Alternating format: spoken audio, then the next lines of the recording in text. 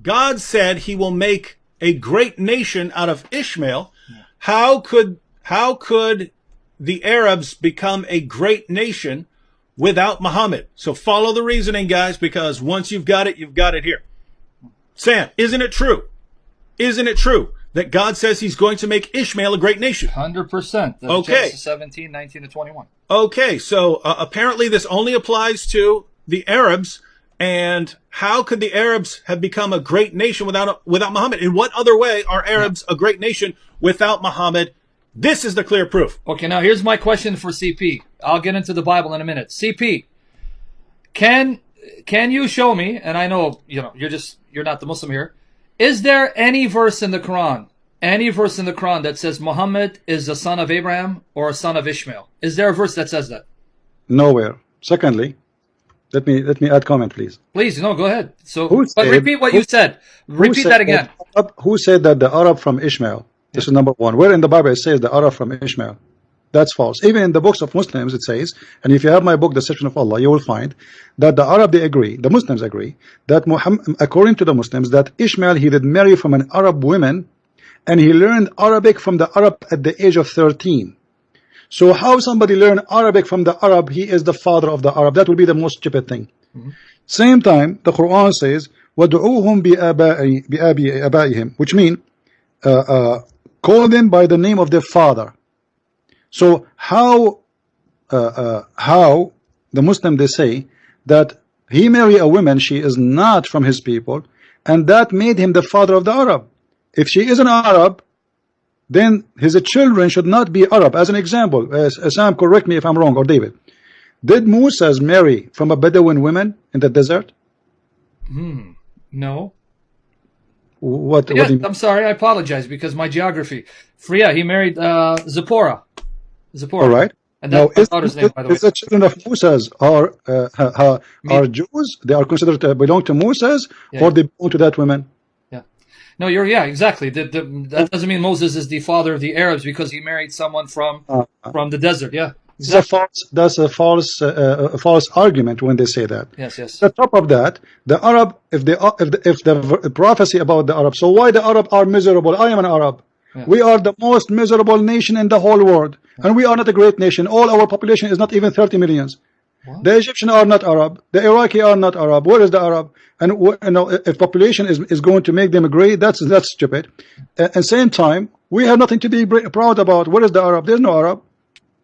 The majority of the Muslims are non-Arab. The Arab are not even 5 to 7% of the total population. And if you see what the Arab now, the only thing we can say the Arab are great about is having oil. If that will make us a great, like now, Saudi Arabia is meeting in the G20. The great Saudi Arabia, is it a great? No, it's not. 80% of population of Saudi Arabia do not know how to write, how to read. So the prophecy cannot be about the Arab, because the Arab until now never was, and they will never be great, for a very simple reason. Islam destroy everything we have. Exactly. Yeah. And I just want to add something. When you said Bedouin, I was thinking Saudi Arabian, but yes, you're right. Zipporah, Midian, they were in the desert. Now, I just want to add the biblical response. You heard what CP said.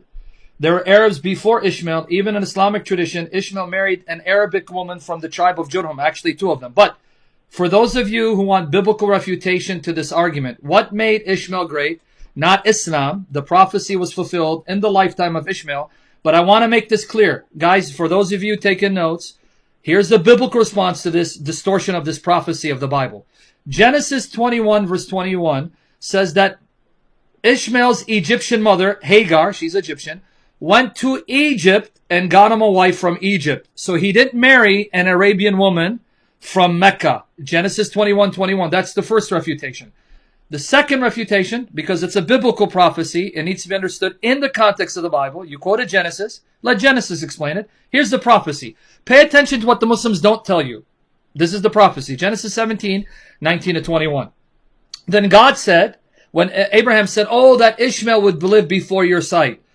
God said, no, but your wife Sarah will bear you a son, Genesis 17, 19 to 21, and you will call his name Isaac. I will establish my covenant with him, Isaac, as an everlasting covenant, and with his descendants after him.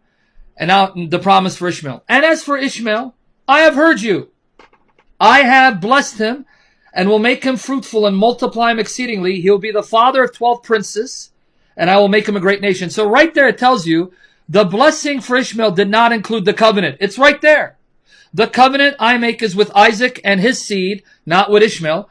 I'll bless Ishmael to become a great nation in that he will have 12 sons who will be rulers, and so have numerous descendants. Now let me read 21. But I will establish my covenant with Isaac, whom Sarah will bear to you at this set time next year. So it's self-explanatory. He'll have numerous descendants, great in terms of numbers. Now, was that fulfilled in the time of Ishmael, or did we have to wait for Muhammad? What was the blessing? 12 rulers making a great nation. Notice 12. Genesis 25, 12 to 18. Here's the fulfillment. Genesis 25, 12 to 18. These are the generations of Ishmael, Abraham's son, whom Hagar, the Egyptian. See, it's even emphasizing he's Egyptian from his mother's side, Hebrew from his father's side. Sarah's maidservant, which even the hadith says she was the maidservant of Sarah, bore to Abraham. These are the names of the sons of Ishmael by their names. Count, folks, according to the generations. The firstborn, of Ishmael, Nebawith, then Kedar, right, that's 2, Adbil, Mipsam, Mishma, I gotta get to the camera, Duma, hold on, the camera, Duma, Masa, Hadad, Tima, Jatur, 10, Nafish, and Kidama, 12 sons. These were the sons of Ishmael, and these were their names by their towns and their settlements, 12 princes, according to their peoples. These were the years of the life of Ishmael, 137 years old. He breathed his last and died, and he was gathered to his people. They lived from Havilah as far as Shur, which is east of Egypt, as you go toward Assyria. He died in presence of all his relatives. 12 rulers, 12 sons, great nation. But notice where they did not live.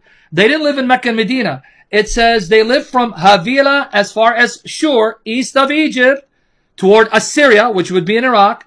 He died in the presence of his relatives. Please stop distorting the Bible. It does not support Muhammad. Even why the Quran did not say, I will make prophets from Ishmael. Yeah. Look what the Quran says. If you go to chapter 29, verse 27, maybe Sam, he can read it. Chapter 29, verse 27, it says it clearly that Allah gave Abraham 2 children, Isaac and Jacob. Do you find it, Sam? Yep, here, let me get it for you. 29, 27, he said, right? Yeah. And we bestowed on him Abraham, Isaac, and Jacob, and we established the prophethood and the scripture among his seed, and we gave him his reward in the world, and lo, in the hereafter, he verily is among the righteous. Which seed he mentioned? He mentioned Isaac and Jacob, not Ishmael. So where is Ishmael, and why he did not? I mean, how you drop the elder in the family? You drop him down. You know, he should mention we gave him Ishmael and Isaac and Jacob, and then we gave from his seed the prophethood. If this is accurate. And to confirm your point, 45:16 CP, that the prophet was established among Isaac and Jacob's seed Israel, 45:16, to confirm what you said, so they don't say you're twisting it. 45:16, and verily we gave the children of Israel the scripture, the command, and the prophethood, and provided them with good things and favored them above all people. So not only were they given the prophethood, they were favored above all people. Why not the Ishmaelites, CP? Yeah.